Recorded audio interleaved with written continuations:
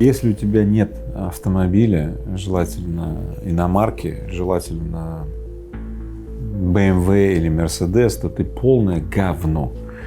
Ты просто никчемный пенек, и звать тебя никак, и вообще.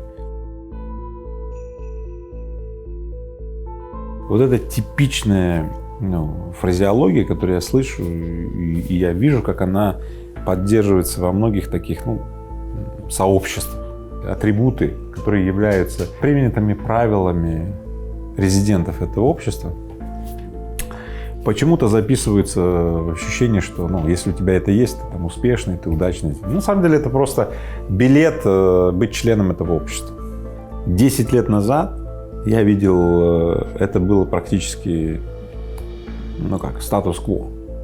Если у тебя там какой-то Мерс, BMW, там, у тебя статус, значит, и так далее.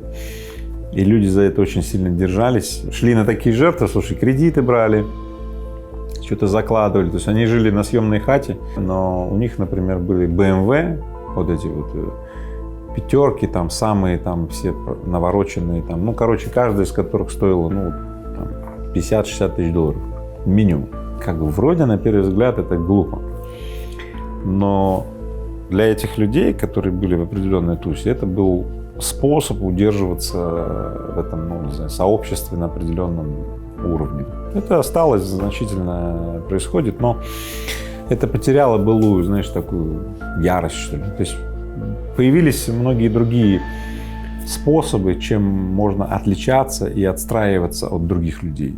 На самом деле успех, удача и твоя результативность никак не связана с теми артефактами, которые ты владеешь. До тех пор, пока каршеринговые компании, например, в Москве, борются за доминирование над рынком, то на такси кататься в Москве, если в пределах Москвы, на каршеринге или на такси, минимум в 2 раза выгоднее, чем иметь свою машину. 30% бюджета содержания машины – это штрафы, которые в Москве на каждом углу. То за парковку, то за какую-то скорость, то там какой-то знак нарушил и так далее. И это будет еще дальше повышаться. Поэтому, например, в Москве безальтернативный общественный транспорт и вот эти все такси, каршеринг и так далее будет нарастать. Не исключено, что в какой-то момент времени просто машина будет иметь, просто запредельно дорого. Грубо говоря, если ты очень богатый человек и тебе, грубо говоря, пофиг, окей, ты имеешь. Но если ты, хоть чуть-чуть считаешь деньги, то вопрос, а зачем? И многие мои знакомые избавились от машин и вдруг удивились, что, оказывается, они до этого, последние 5-7 лет владели машиной исключительно из, по привычке. Поэтому все люди, которые сейчас чем-либо владеют, они должны задуматься. Они этим владеют по привычке, выполняя указания великого властелина, общественное мнение, или воспитание, которое в них пришло, или они этим владеют, потому что это средство производства или актив. Окей, если я владею активом, и мне актив дает деньги, я хочу им владеть.